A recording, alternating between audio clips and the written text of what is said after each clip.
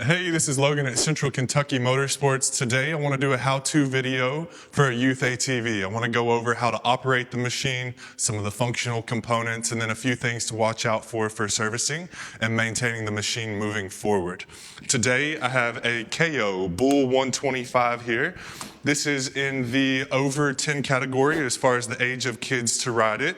A few things that we'll do to get these things ready for you is, of course, the assembly. We also put an hour meter on these guys so that you can tell how much operation they've had and when you're due for service.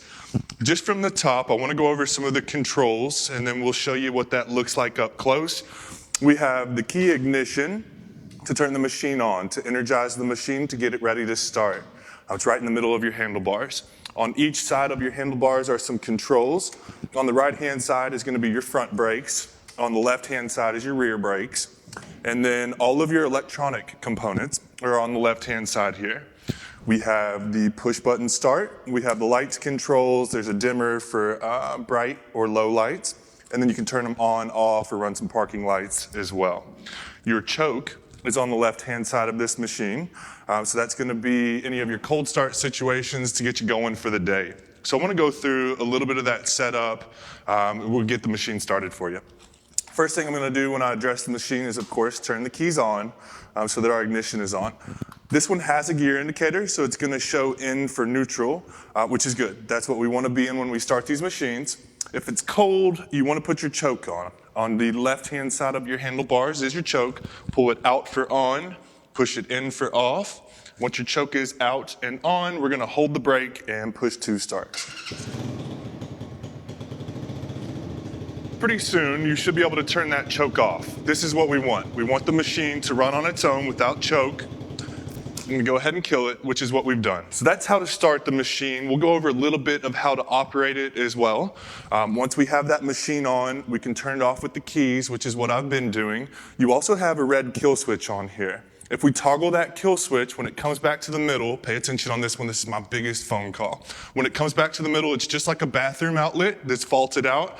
You have to reset it before it's gonna allow that spark plug to energize and start the machine again. So we kill it every time before we restart it, so we'll try starting it without resetting it. It's not gonna hit because it's not getting spark. Once you reset it, you click that in, you're right back on. So that's a really big one for us, is that kill switch on this guy. Another very frequent phone call we'll get for somebody that can't get their machine started is our little safety lanyards. These guys have a dead man switch on them such that if the kid comes disconnected from the machine, this is clipped on them, it's gonna pull out and shut the machine off so it won't drag anybody or it's not gonna keep running or go into anything.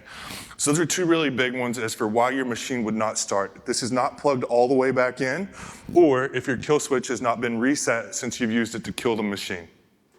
Some parental control features, if you will, or some other safety options that are gonna be on this guy is the remote kill switch. If the machine is running, you can push the lock button on here and it's gonna turn the machine off. So if your kid's gonna whiskey throttle into the side of your truck, shut that down, don't damage the truck. The unlock on your key fob here, gotta click that guy, it's just like your kill switch. We need it to be back in an unlocked state to have spark to the spark plug. Another one is going to be the throttle control. It has what some people will refer to as a governor. This one is more or less a stopper for the throttle. If you run this bolt in, you're not gonna be able to give it full throttle. So you can put it in proportionately however much you wanna slow this machine down. So now, we've got the machine started and running. How do we take off on the guy? Start the machine. Our gear shift lever is on the left-hand side of this machine. If I pull it back, I'm gonna get an F on my gear indicator here, which means we're in forward. Give it a little bit of gas. Once it gets enough gas, it's gonna go. Go back to neutral. Go back that way again to go to reverse. Give it some gas, we're in reverse. Neutral is in the middle. I always like to keep them in neutral when they're not running, just for safety, and then we can shut it off. So that's kind of in a nutshell how to start your machine, how to use the choke, how to use the kill switch, how to turn the machine off, how to make sure that it's reset to get it back started again, and then how to take off once you've got it going. A few things that I want to point out maintenance-wise are going to be your tires. The manufacturer is going to recommend 4 PSI. That is very low. We think that it operates a little better with 10 PSI. It's gonna give it a little bit more structural rigidity, and it's gonna keep your wheels from spinning inside of your tires to create damage. So take that with a grain of salt. Manufacturer, 4 PSI. Tire pressure is one of those things that you can play with. I like it best at 10, so I would check that out every time before I ride. Make sure you don't have any flat tires because that's gonna affect the operation of the machine. Your chain on this machine is gonna be very similar to your dirt bikes. You want a little bit of play. You want to be able to probably get about 2 fingers in there from where it's equilibrium up to fully stretched out to consider that to be enough slack.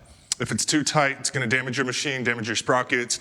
If it's too loose, you're in danger of throwing it off. One thing I will always caution parents is if a parent rides this and presses down on the suspension enough, it's going to stretch that chain out. If you put your kid on there and they're a lot lighter than you are, it's going to be too loose for your kids. So caution parents riding the machines.